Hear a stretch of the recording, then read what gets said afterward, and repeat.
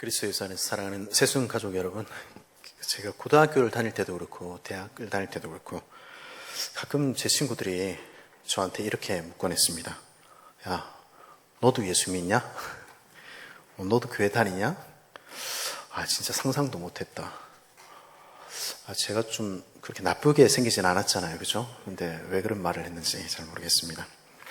하긴 얼마 전에도 누가 제가 목사라고 하니까 깜짝 놀라는 사람이 있더라고요. 무슨 일인지 잘 모르겠습니다. 제가 은혜가 아니면 도무지 예수 안 믿을 사람이라는 걸 아셨나 봅니다. 정말 우리 중에 누구도 은혜 아니면 우리 예수님을 알게 될 사람이, 예수님을 믿게 될 사람이 없는 것이죠. 아무튼 제가 예수님을 믿는다 하면 그 친구들은 저에게 이렇게 묻곤 했습니다. 야, 예수님 믿는 사람들은 왜 꼭 예수만이 유일한 구원자라고 이야기를 하냐? 산을 오를 때 여러 가지 길이 있지 않냐? 종교도 마찬가지 아닌가? 근데 왜 기독교인들은 꼭 예수만이 진리라고, 예수만이 구원자라고 그렇게 우기냐? 너무 배타적인 것 아니냐? 그리고 또 묻곤 했습니다. 야, 근데 혹시 너도 처녀가 잉태해서 아들 낳는다는 얘기 믿냐? 그 신화 같은 얘기 아니야? 우리 중고등부 친구들이나 우리 지체들도 어쩌면 주변에서 받는 질문들일지 모르겠습니다. 이런 질문들을 만날 때 우리는 짐짓 우리 열린 사람인 것처럼 다른 종교에 대해서도 포용적인 것처럼 그렇게 태도를 취할 때도 있습니다. 그걸 믿지는 않지만 그러나 열린 대화를 해야 된다, 이렇게 이야기를 하는 것이죠. 예수님의 동정녀 탄생을 믿기는 하지만 그러나 그것을 소리쳐 이야기하거나 하고 싶어 하지는 않는 것입니다. 그분을 믿어야 돼. 동정녀 마리아의 아들로 나신 성령으로 잉태되신 그분이 우리의 주님이셔. 이렇게 이야기하지는 못할 때가 있는 것이죠. 우리는 복음이 부끄러운 것일까요? 마태복음 1장 우리가 읽은 본문에서 그 복음서의 첫머리에서 마태는 우리 예수님의 탄생에 대해서 이렇게 소개합니다. 예수 그리스도의 나심은 이러하니라. 그의 어머니 마리아가 요셉과 약혼하고 동거하기 전에 성령으로 잉태된 것이 나타났더니. 마태는 예수님에 관한 수많은 이야기들을 할 수 있었을 것입니다. 그분의 기적, 그분의 놀라운 사역, 능력, 그러나 그 모든 것에 앞서 마태는 우리 주님이 바로 성령으로 잉태되셨으며 동정녀 마리아에게서 나신 분이라고 소개하고 있는 것입니다. 이런 이야기를 굳이 해야 할까요? 언뜻 듣기에는 믿지 못할 이야기 아닙니까? 일반적인 사람 중에 누가 그 이야기를 듣고 예수를 믿게 되겠습니까? 그런데 하나님께서는 왜 예수님을 그렇게 태어나게 하신 것일까요? 성경은 예수님께서 이렇게 처녀 마리아의 몸에서 탄생하게 하신 이유를 이렇게 설명합니다. 우리 22절, 23절 말씀 같이 한번 읽어볼까요? 마태복음 1장 22절, 23절입니다. 시작. 이 모든 일이 된 것은 주께서 선지자로 하신 말씀을 이루려 하심이니 이르시되 보라, 처녀가 잉태하여 아들을 낳을 것이요 그의 이름을 임마누엘이라 하리라 하셨으니 이를 번역한즉 하나님이 우리와 함께 계시다 함이라. 아멘. 하나님께서 예수님을 처녀 마리아의 몸에서 나게 하신 것은 그 말씀을 이루기 위함이었다 이야기해 줍니다. 선지자 이사야에게 800년 전에 이미 말씀하신 그 말씀을 성취하기 위함이었다 하는 것이죠. 그러면 선지자 이사야는 언제 이 이야기를 한 것입니까? 그리고 왜 그런 이야기를 한 것일까요? 이사야 7장에서 이사야에게 이 말씀이 주어지고 있었을 때는 남유다라는 작은 나라가 북이스라엘과 시리아 연합군에게서 공격을 받고 있을 때였습니다. 안 그래도 2지파밖에 되지 않는 조그만 나라인데 10지파로 이루어진 북이스라엘, 그리고 그보다 몇 배나 더 큰 시리아 연합군에게서 꽁꽁 포로가 되어 이제 다 죽게 생긴 것이었습니다. 모두가 두려워하며 이제 우리는 끝났다, 이렇게 이야기하고 있는 바로 그 순간에 하나님께서는 이 예언의 말씀을 주신 것입니다. 내가 너와 함께하며 너를 지키겠다. 이렇게 이야기하신 것이죠. 임마누엘, 하나님이 우리와 함께 계시다. 이런 이름을 가진 아이가 태어날 것이다. 그리고 그 아이가 태어나기 전에 너를 위협하는 이 두 나라는 없어지고 말 것이다. 이렇게 말씀하신 것입니다. 이 이야기를 들으면 누구나 당연히 이 임마누엘이라는 이름을 하나님께서 우리 남유다 편에 계시는구나. 그래서 우리나라를 하나님이 지켜주시고 보호하시는구나. 그렇게 생각했을 것입니다. 그리고 하나님이 우리 편이시니까 모든 것이 잘 될 것이라고 믿었겠죠? 그런데 그 이사야 예언을 찬찬히 읽어보면 과연 이야기가 그런 이야기일까 하는 의문을 갖게 됩니다. 이 임마누엘의 예언이 하나님께서 유다 편 되시겠다. 유다를 구원하시겠다. 그래서 잘 살게 해주겠다. 이런 이야기로 들리지 않기 때문입니다. 이사야 8장 14절 15절은 이렇게 말합니다. 그러나 이스라엘의 두 집에는 걸림돌과 걸려 넘어지는 반석이 되실 것이며 예루살렘 주민에게는 함정과 올무가 되시리니 많은 사람들이 그로 말미암아 걸려 넘어질 것이며 부러질 것이며 덫에 걸려 잡힐 것이니라. 무슨 이야기입니까? 지금 하나님께서는 북이스라엘만 멸망시키는 얘기하시는 게 아니고 남유다도 벌하시겠다 이렇게 말씀하시는 것입니다.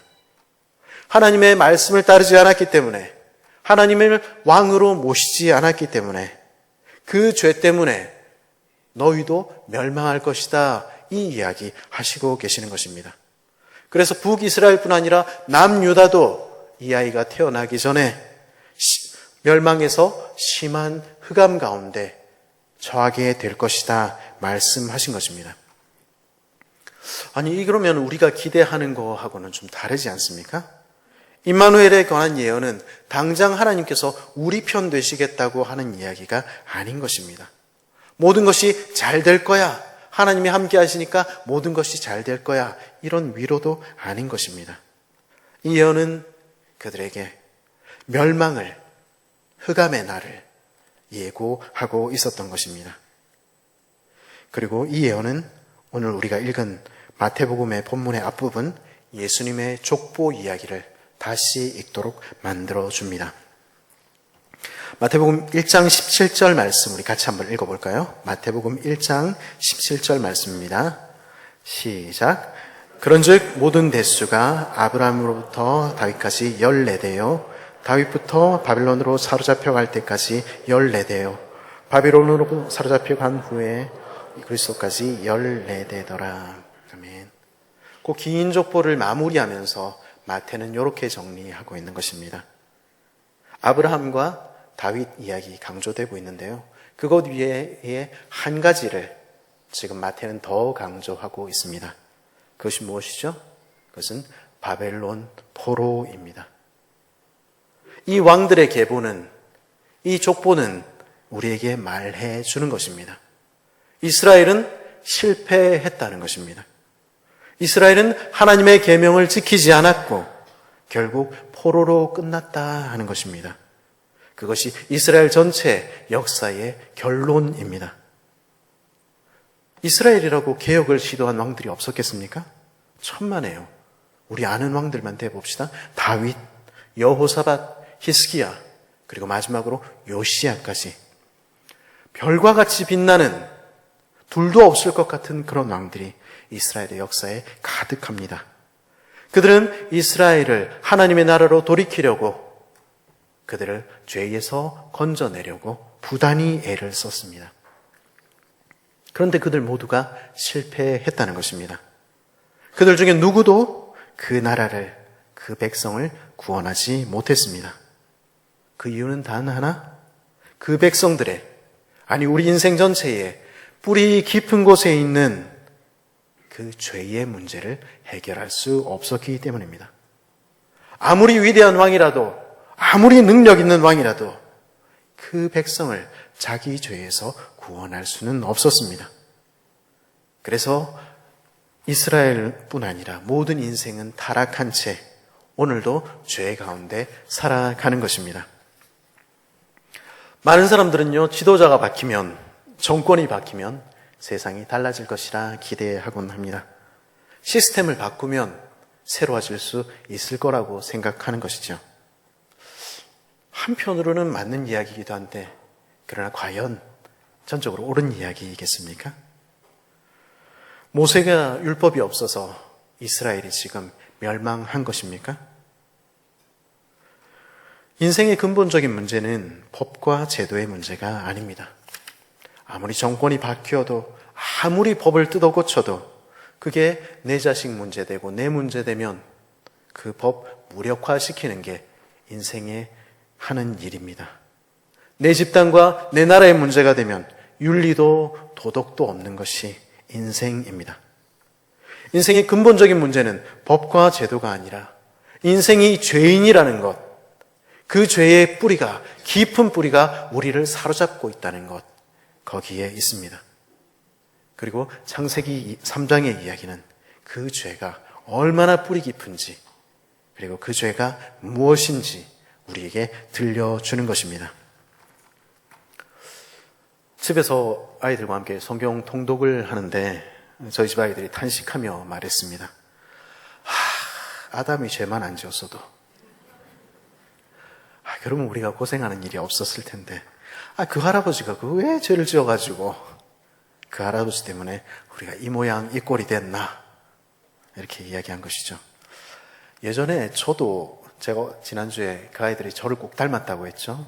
저도 똑같이 질문을 했었거든요. 그래서 저는 웃으면서 속으로 생각했습니다. 야, 그러니까 니랑 내랑 다 같이 아담 자손이지. 아담이 하와 때문에 그랬어요. 하와가 뱀 때문에 그랬어요. 똑같이 우리는 아담 때문에 그랬어요. 아담이 죄인이에요. 이렇게 이야기를 하는 것이죠. 우리가 죄가 없는데 우리 아담 때문에, 우리 할아버지 때문에 지금 심판 아래 놓여 있는 것입니까? 정말로 그런 것입니까? 그렇지 않지 않습니까? 아담으로 인해서 죄가 세상에 들어왔습니다. 그거 분명한 사실이지요. 그러나 오늘도 우리들은, 오늘도 모든 사람들은 자기가 아담의 후손인 것을 자기 삶으로, 자기 몸으로 충분히 증명하면서 살고 있습니다. 인생은 오늘도 죄를 지으며 죄 가운데서 살고 있는 것입니다. 그러니까 아담의 범죄 이야기는 에덴에서 오래전에 일어났던 그 이야기만이 아니라 오늘 우리 가운데 일어나고 있는 우리들의 이야기이기도 한 것입니다. 우리는 우리 죄로 인해서 하나님의 심판 가운데 놓여 있는 것입니다. 제가 어렸을 적에 저는 그런 질문도 했었습니다. 아이고 하나님 참, 아담이 열매 하나 따먹었다고 그걸 가지고 이렇게 온 인류를 갖다가 다 죽이시나? 하나님 좀 너무하신 하나님이다. 제가 하나님 잘 몰랐을 때 얘기입니다. 지금도 그러는 거 아니고요. 그렇게 생각했었습니다. 하나님의 심판이 너무 가혹하다 하는 것이죠. 하지만 아담의 죄가 사과 하나 따먹은, 그런 열매 하나 따먹은 그런 범죄였습니까? 우리가 매일 짓는 죄가, 인생들이 이 세상에 쌓아가는 그 죄가 그렇게 사소한 죄들입니까?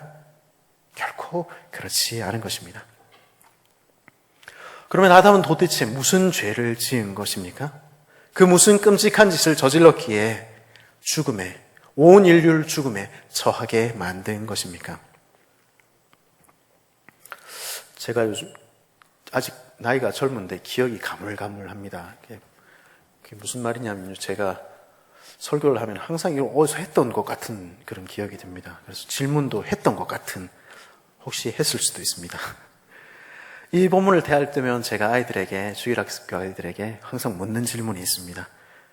그 질문은 에덴 동산 중앙에는 어떤 나무가 있었나요? 이런 질문입니다. 어떤 나무가 있었죠? 선악을 알게 하는 나무. 생명나무.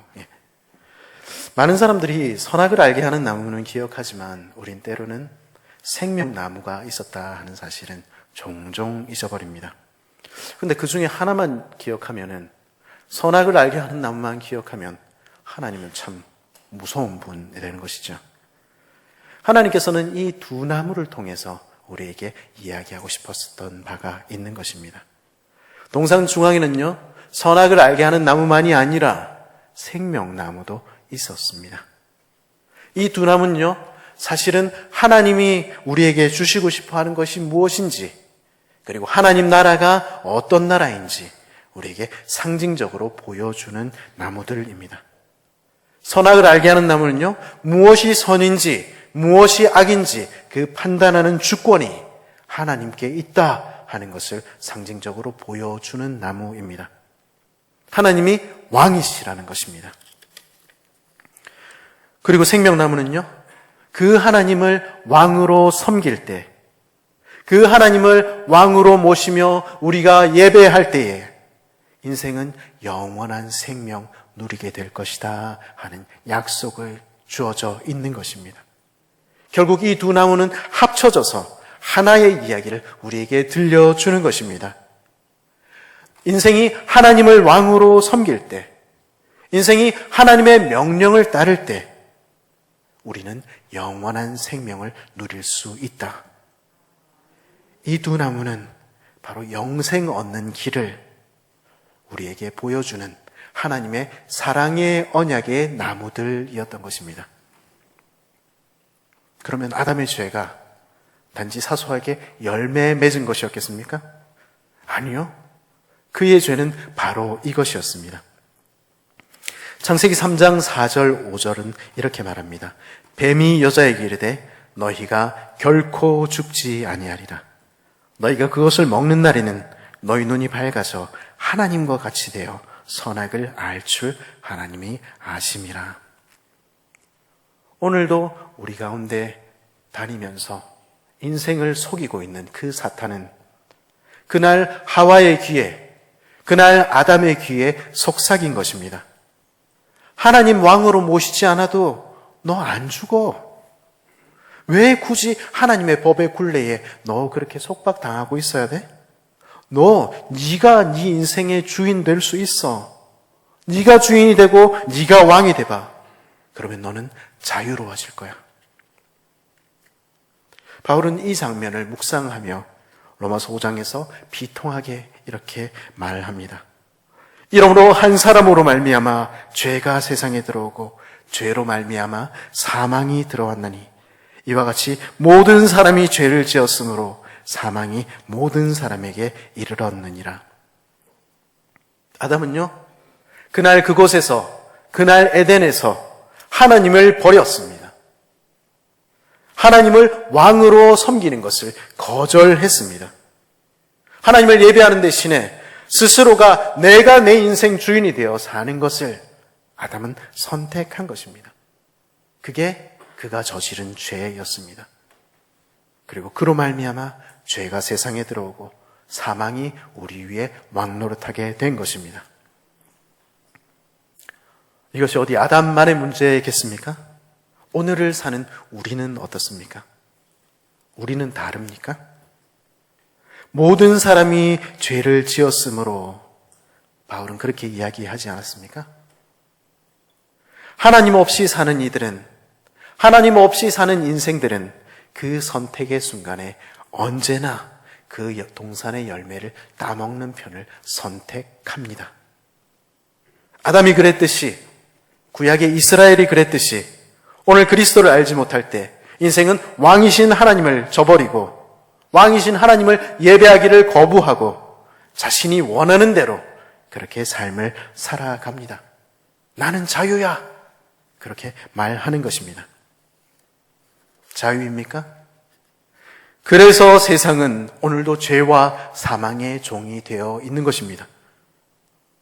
그런 우리 인생들이, 그런 우리 죄인들이 스스로의 힘으로 스스로가 왕이 되어 그렇게 만들어낸 세상, 그게 우리가 지금 보는 이 세상입니다.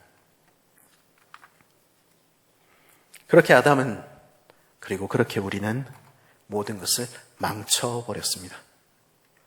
하나님을 왕으로 모시는 삶, 거룩한 나라는 부서져 버렸습니다. 그렇게 하나님을 왕으로 섬기기를 거부하고 떠난 인생은 자유로울 줄 알았는데 결국 낙원을 잃어버리고 영원한 생명으로부터 추방당한 것입니다. 그래서 인생들은 오늘도 끝없이 방황하고 유리하면서 도를 찾아 헤맵니다.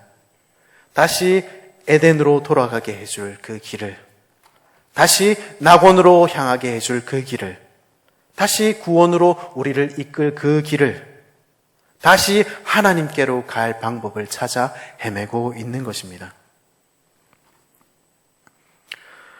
종교학 책을 보면요, 거기서는 종교를요, 인생이 하나님을 찾는 길, 인간이 하나님께 나아가는 길이라고 정의합니다. 인생이 하나님께 나아갈 수 있다는 것이죠. 많은 종교들은 오늘도 수양을 통해서, 도를 닦는 것을 통해서 조금 더 나은 사람 될 수 있다고 가르칩니다. 그럴 수 있겠죠. 그리고 어쩌면 그 길의 끝에서 하나님께 닿을 수도 있다고 가르칩니다. 그러나 과연 그렇습니까? 우리는 수양을 통해서 조금 더 나은 사람 될 수 있을지 모르겠습니다.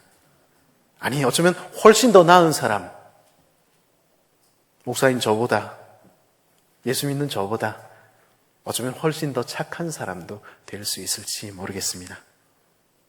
하지만 아무리 도를 닦는다 한들, 아무리 착하게 산다 한들 우리가 할 수 없는 것이 있습니다. 인생은 겨우 인생일 뿐인 것입니다. 인생은 스스로의 힘으로 그 내면에 우리 깊숙이 본성으로 자리한 그 죄의 문제를 해결할 수가 없습니다. 모든 사람이 죄를 범하였음에 하나님의 영광에 이르지 못하더니, 이것이 성경이 이야기하는 진리입니다. 모든 종교가 그렇게 해서 노력해서 네가 하나님께 닿을 수 있다 이야기할 때 성경은 아니, 너는 하나님께 갈 수 없어 라고 이야기하는 것입니다. 인생은 결코 하나님의 영광에 이르지 못할 것입니다. 왜냐하면 우리는 죄인, 하나님을 왕으로 모시기를 거부한 반역적인 마음이 본성으로 자리한 죄인들, 아담을 꼭 빼닮은, 우리 아버지 아담을 꼭 빼닮은 아담의 후예들이기 때문입니다. 우리는 스스로의 힘으로 구원을 얻을 수 없습니다. 이것이 기독교가 고통스럽게 이야기하는 진리입니다. 아담의 후손들에게 소망은 없는 것입니다. 만일 이것으로 이야기가 끝이 난다면 기독교는 복음이 아니라 저주겠지요? 그러나 기독교가 그 죄를 이야기하는 이유는, 우리의 끝을 이야기하는 이유는, 우리에게 소망이 없다는 것을 이야기하는 이유는 우리의 소망 대신 하나님을 이야기하기 위함입니다. 우리가 실패한 것이 하나님이 실패한 것이 아닙니다. 우리가 끝났다는 것이 하나님이 끝났다는 것을 말하는 것이 아닙니다. 하나님은 우리의 손이 끝난 그곳에서, 그 너머에서 일하시는 하나님, 전능하신 하나님, 그리고 인생을 불쌍히 여기시며 세상을 이처럼 사랑하시는 자비하신 아버지이십니다.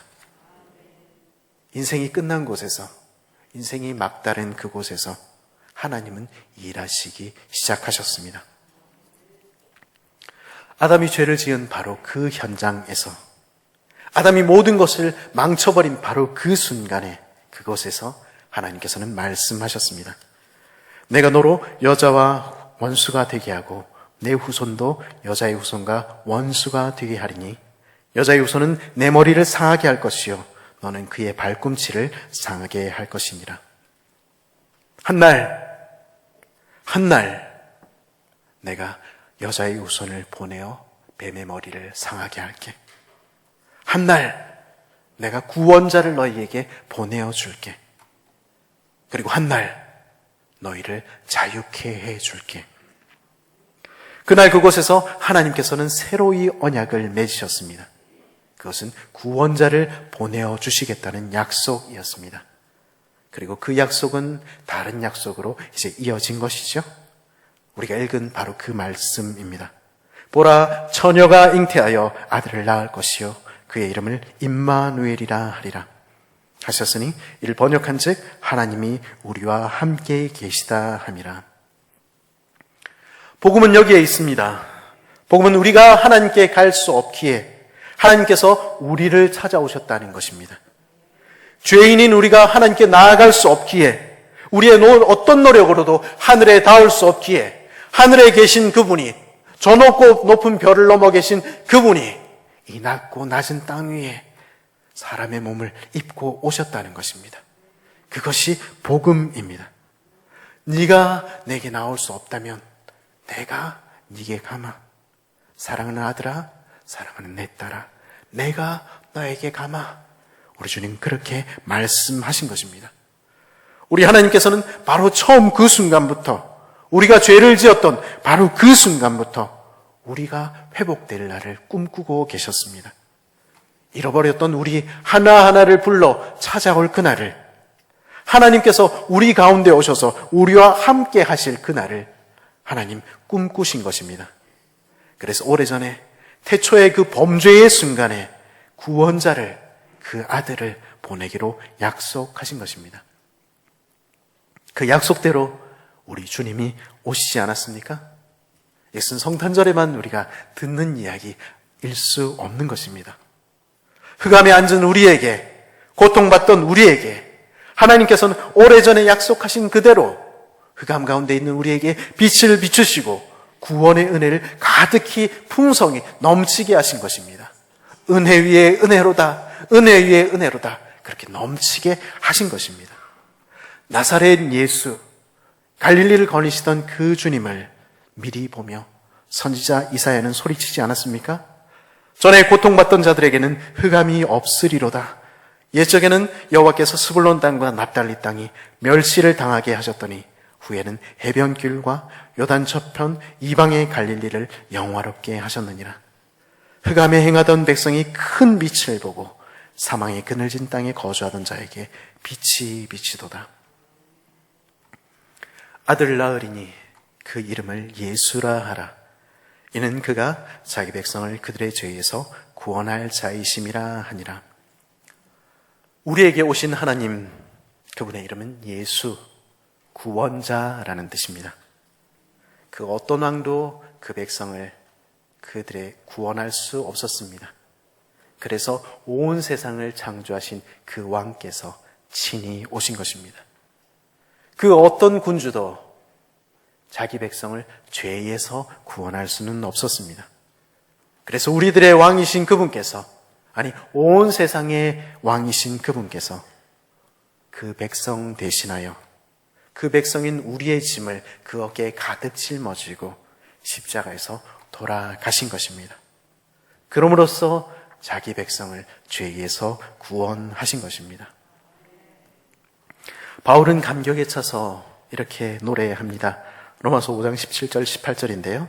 한 사람의 범죄로 말미암아 사망이 그 한 사람을 통하여 왕 노릇하였은즉 더욱 은혜와 의의 선물을 넘치게 받는 자들은 한 분 예수 그리스도를 통하여 생명 안에서 왕 노릇하리로다. 그런즉 한 범죄로 많은 사람이 정죄에 이른 것 같이 한 의로운 행위로 말미암아 많은 사람이 의롭다 하심을 받아 생명에 이르렀느니라. 생명 안에서 우리는 왕 노릇하는 것입니다.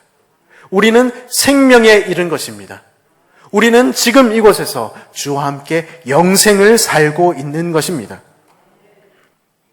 여러분은 말씀으로 천지를 창조하신 하나님, 어둠 가운데 빛을 이끌어내신 하나님, 흙으로 사람을 지으시던 그 하나님을 기억하고 계십니까? 흙으로 만든 그 아담이 실패한 그곳에서 성령으로 잉태되어 처녀 마리아의 몸에서 태어난 두 번째 아담이 되어 우리에게 오신 하나님이 계십니다. 오늘도 우리 주님께서는 그에게 연합한 자들에게, 그를 믿는 자녀들에게 구원을 주십니다. 예수님과 함께 죽고 예수님과 함께 살았다 고백하는 사람들에게 의인 되게 하시고 성령을 부어 주셔서 우리로 그 뜻을 따라 살 수 있는 하나님의 백성 되게 만들어주시고 영생을, 영원한 삶을, 새로운 삶을 지금 이곳에서 허락하시는 것입니다. 그래서 우리는 지금 영생을 살고 있는 것입니다. 그리고 우리의 삶이 끝나는 그날, 그분은 반드시 그 나라로 우리가 갈 수 없었던 하나님 품으로, 낙원으로 이끄실 것입니다. 이 사실을 여러분은 믿고 있습니까? 이 사실을 여러분은 알고 계십니까? 이 사실을 아는 사람들은요, 주눅 들어서 사는 대신에, 복음을 부끄러워하는 대신에 감격에 차서 고백하는 것입니다. 나는 하나님의 유일하신 아들, 우리 주 예수 그리스도를 믿습니다. 그분은 성령으로 잉태되어 동정녀 마리아에게서 나신 분이십니다. 사랑하는 이들에게 말할 수 있겠습니까? 사랑하는 친구야, 성령으로 잉태되어 동정녀 마리아의 몸에서 나신 하나님, 예수 그리스도 외에는 다른 소망은, 다른 구원자는 없어. 너도 나처럼 그분을 알게 되었으면, 너도 나처럼 그 생명을 누리게 되었으면, 너도 나처럼 그분의 자녀가 되었으면 좋겠다. 우리 그렇게 이야기할 수 있겠습니까? 그리스도예수 안에서 사랑하는 새순 가족 여러분, 우리는 성령으로 잉태하사 동정녀 마리아에게서 나신 예수 그리스도를 믿고 있습니까? 그분이 만이 우리의 구원자라고 확신하며 그렇게 고백하며 말하며 그렇게 살고 있습니까? 우리의 노력이 끝난 그곳에서 일하시기 시작하시는 하나님, 인생이 실패한 그곳에서 역사하시는 하나님을 우리는 알고 있습니까? 마리아의 아들로 오셔서 우리의 새로운 아담이 되어주신 하나님, 그 백성인 우리의 죄를 대신 지시고 죽으신 우리들의 왕, 그분은 오늘도 주님께 접붙임 바 되어 우리에게 영생을 주시며 새롭게 빚어 가십니다. 그분의 이름은, 우리 구원자의 이름은 예수 그리스도이십니다.